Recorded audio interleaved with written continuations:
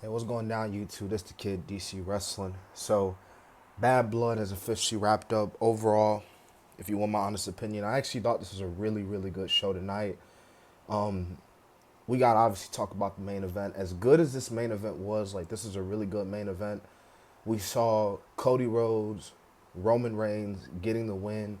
We've been wondering if they can coexist. And you know what? Surprisingly, there wasn't any no issues tonight. There was no tension between the two. Like, the two actually got along pretty well. But the shocker of an ending, because, main event in this match over CM Punk and Drew, you honestly could tell something was going to happen. And Jimmy Uso was back, man. Jimmy Uso came back. He took out the Tongans, helped Roman Reigns get the dub, and Cody, obviously. So that was a really, really cool moment.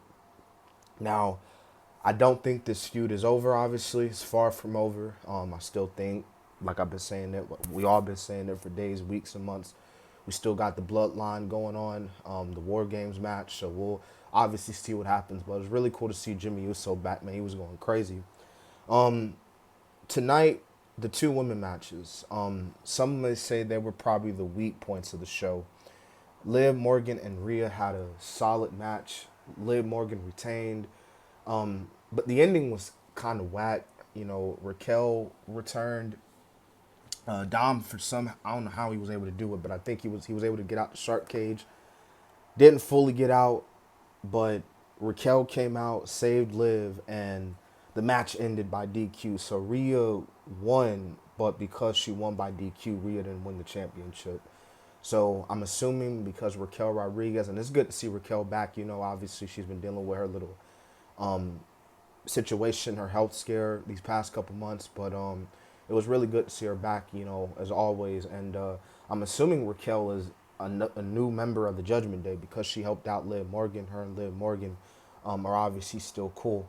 And then Nia defeated Bailey. I actually thought the match was pretty solid. A lot of people said the match wasn't all that, but it was all right in my point of view.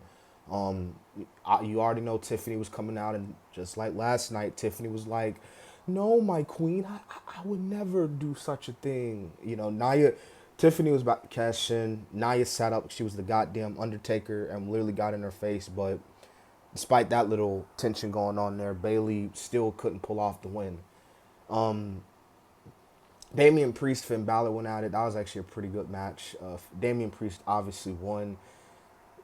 From a kayfabe standpoint, I personally can't take Finn Balor seriously. I mean, dude is just the epitome of somebody who talks trash but just never being able to back it up. But nevertheless, it was actually a really good match. I don't know what you do with Finn Balor or the New Judgment Day as a whole after this, but yeah, pretty good match between Damian Priest and Finn Balor.